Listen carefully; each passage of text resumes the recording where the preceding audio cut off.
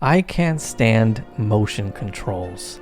I never asked for them, I never wanted them, but somehow gaming has just been trying to force this crap on us for like 20 years now. I checked out, guys.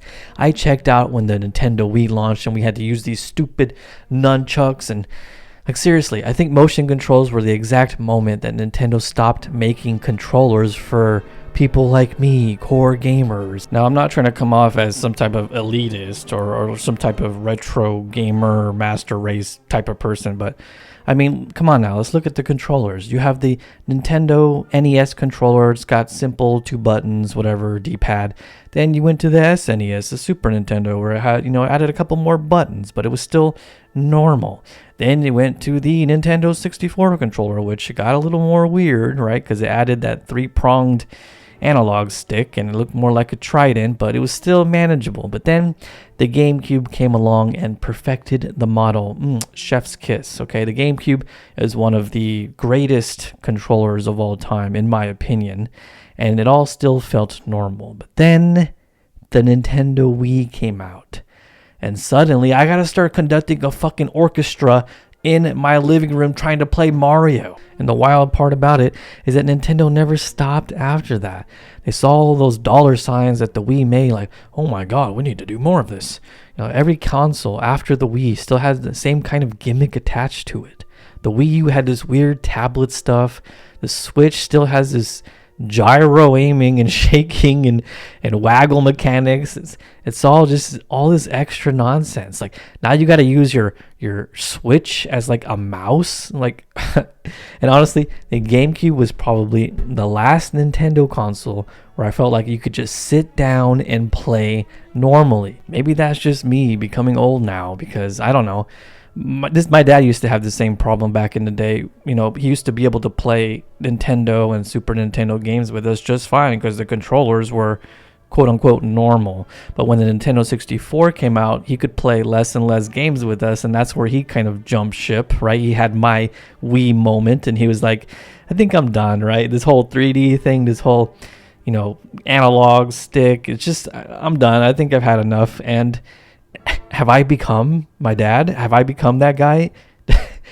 Have I become the boomer? And you guys remember how motion controls were sold to us? They were supposed to be the future. Like apparently buttons were outdated now. And now you have to get the Wii Fit and the Wii Move and all this. And, other companies started to copy and try and hop on the trend. You had the Xbox come out with the Kinect, which you never could connect to anything.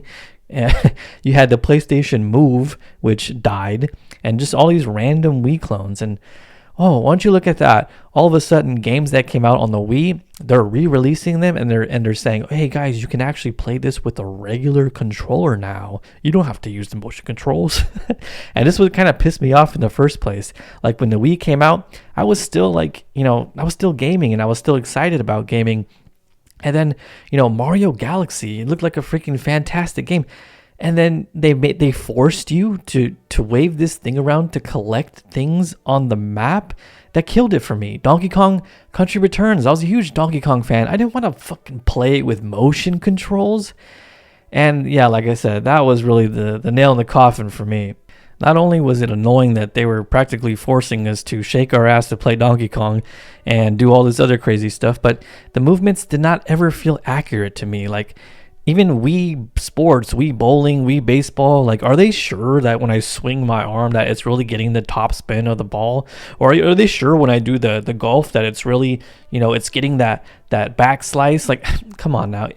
We know that there's no way that there could be any type of precise, movement with that stupid Wii remote, to the point where didn't Nintendo, like the Wii, have to come out with like an extra add-on and be like, hey guys, no, actually, this thing can't really be very precise. You just have to buy this extra add-on to make sure that, give me a freaking break. You know what it reminded me of? It reminded me of the old school light guns that the Nintendo used to have, the zapper, where, yeah, sure guys, it's very accurate. Yeah, just wave your zapper around and make sure you're aiming right, and it's going to be so precise on the screen.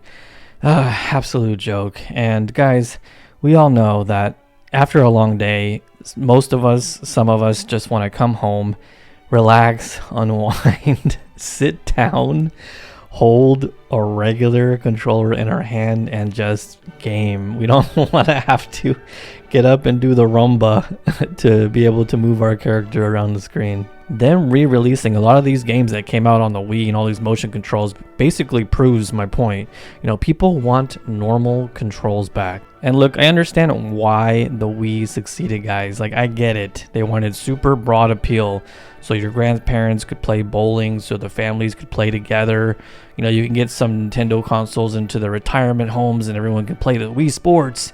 And, you know, kids love swinging the controller around. I understand why it's sold, but it doesn't...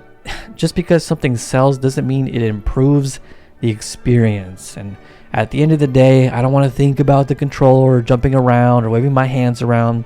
I just want to think about the game, and that's why motion controls should have always been optional. You like them, cool. You want to use gyro aiming, cool. If you want to wave your arms around playing tennis in your living room, cool, you do that. But stop forcing that stuff into the core gameplay. If I want to sit on the couch and press buttons like a normal human being, let me.